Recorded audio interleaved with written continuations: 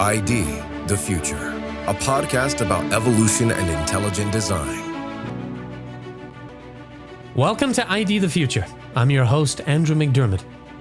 Today, David Klinghoffer reads to us from his new book, Plato's Revenge, The New Science of the Immaterial Genome, now available from Discovery Institute Press. This is a compact book, but it's the story of a very big idea, and one that has the potential to usher in the next great revolution in biology.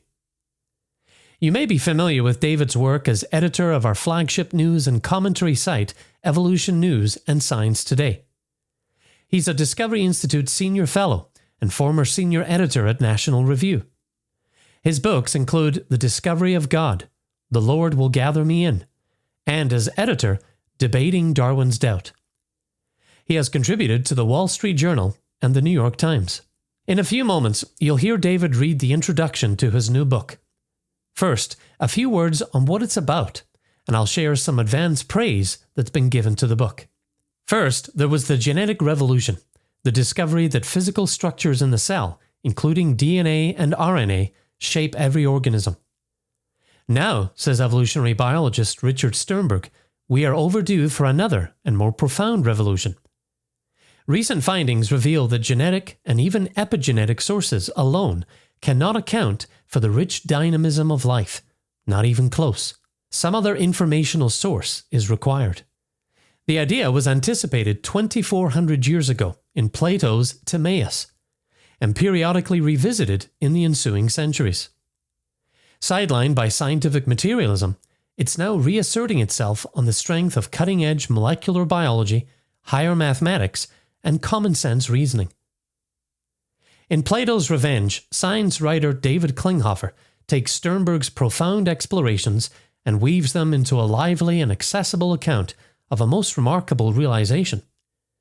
At every moment, we owe ourselves and our lives to a genome that is more than matter, and to an informational source that is immaterial, transcomputational, and beyond space and time. Let me share with you a little bit of the advance praise for the book. Jay Richards, PhD and co-author of The Privileged Planet, also editor of God and Evolution, said this about the book. Darwinian materialism fails to explain the biological information in DNA sequences.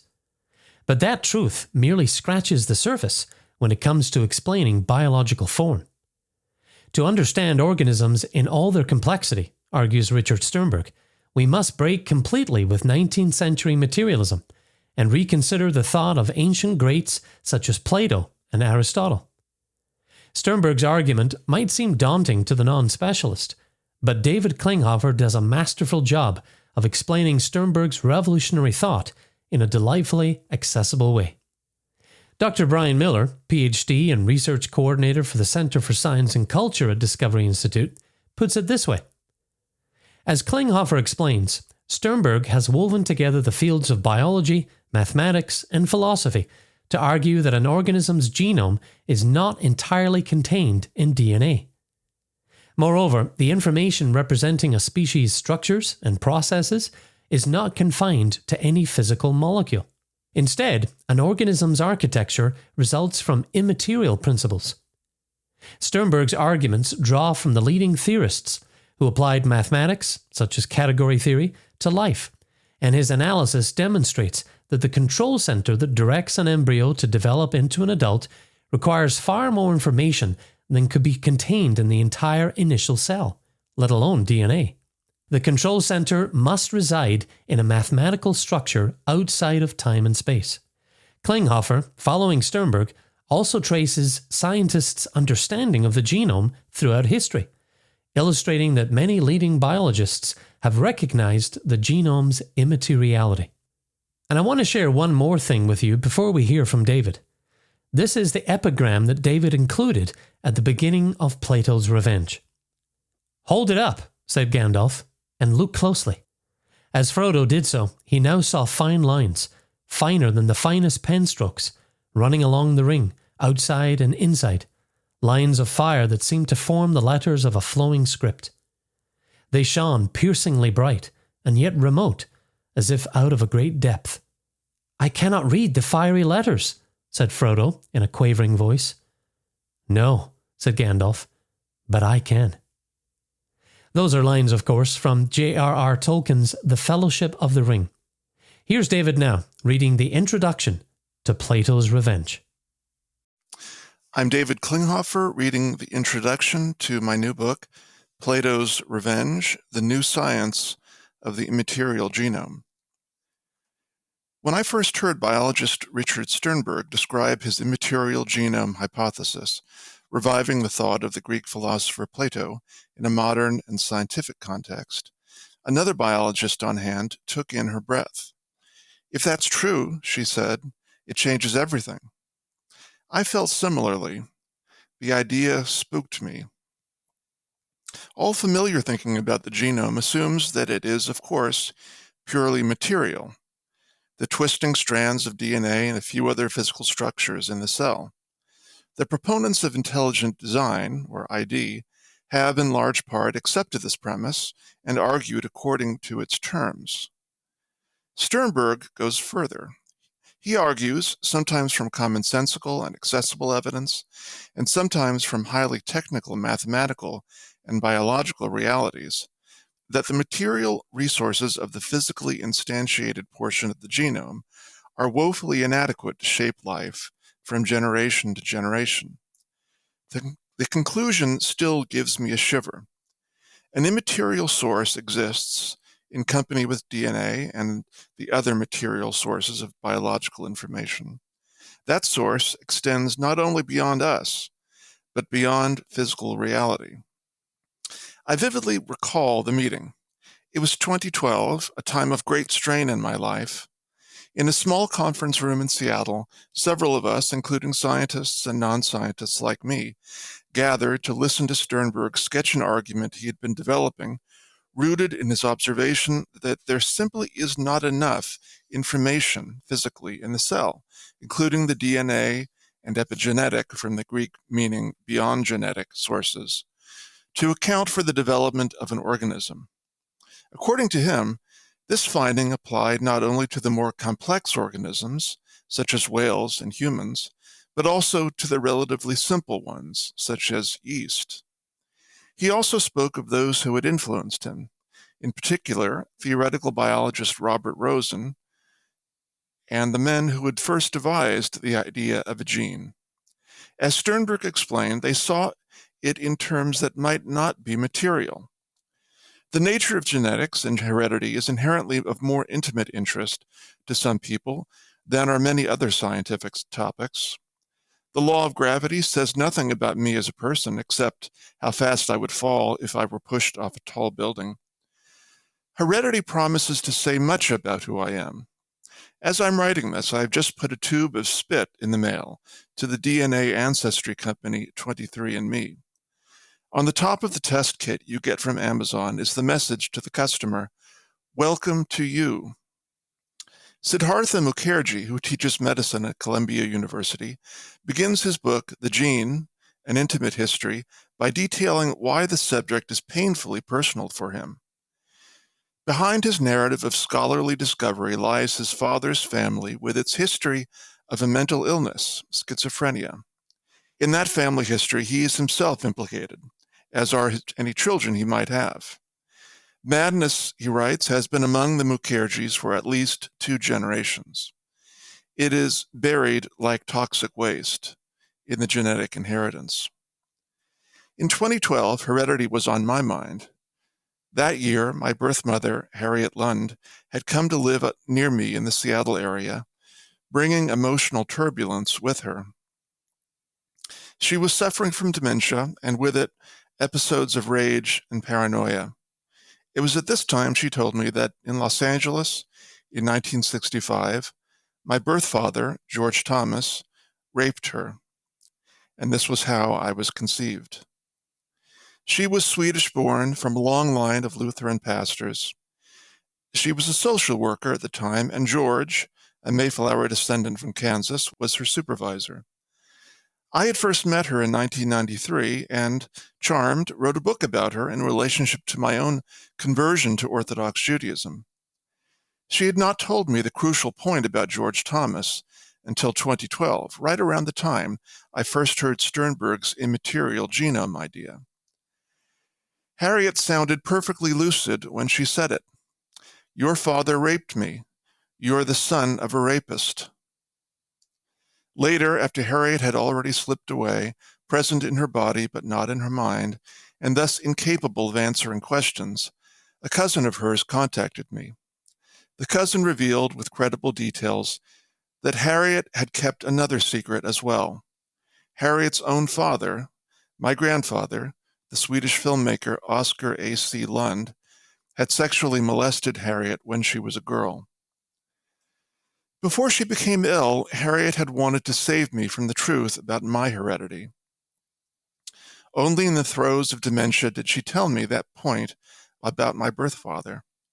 Now I knew it all. As they put it at 23andMe, welcome to you. This is the first reason that Sternberg's discussion moved me. There was something else about Sternberg that struck me. Given that he is a man decorated with 2 PhDs in biology, one in molecular evolutionary genetics and another in mathematical biology, and has held a scientific post at the Smithsonian National Museum, it's natural to expect him to have little interest in classical history. Here, surely, is a man oriented towards science, natural history, and the vanguard of discovery. But when you meet him in person, you quickly sense that a more complex description will be required. He's a man as interested in the history of science and philosophy as he is in the latest scientific evidence and ideas. I confess that I find this very relatable. As a college student at Brown studying Greek and Latin, I was narrowly diverted from an academic career in comparative literature. After graduation, I was set to start in September in the classics department at Columbia to work toward a PhD. That summer, though, I was offered a job as assistant literary editor at William F. Buckley Jr.'s National Review. I deferred grad school for the coming academic year, but then never went. The journalism virus had infected me. Yet I continued to find the Greeks, the picture of life that they offered, and their difficult language enchanting. More than this, I have remained fascinated by intellectual life as a form of archaeology, digging for insight and wisdom in ancient sources. My children grew up hearing me say many times over that there are 2 kinds of people. There are those who see modern opinions as the product of an upward-driving, almost teleological evolutionary process, with a kind of natural selection picking out the very best concepts from what has come before. The more modern, the better. And then there are others like me who look around at contemporary existence with its increasing surrender to mental illness as a philosophy of life and conclude just the opposite. Jewish tradition calls this Yeridat Hadorot, the devolution of the generations. Human beings are not getting wiser. This is not only an axiom, but it is evident just from observing the world around you. So I was naturally sympathetic to Sternberg, for though he grounds his argument for the immaterial genome in the latest discoveries of molecular biology, he is also by temperament sufficiently suspicious of novelty that he mined the history of philosophy and science to excavate intimations and intellectual forebears of his argument. In the process, he turned up a line of thinkers and scientists, from Plato to Rosen.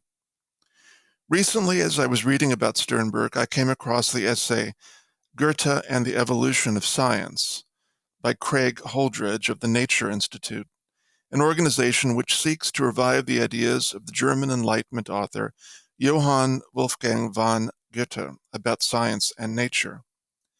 As you will see, Goethe is among that line of great thinkers who influenced Sternberg. But I was struck by something Holdridge said. Sometimes people tell him, "Craig, we need to move beyond Goethe."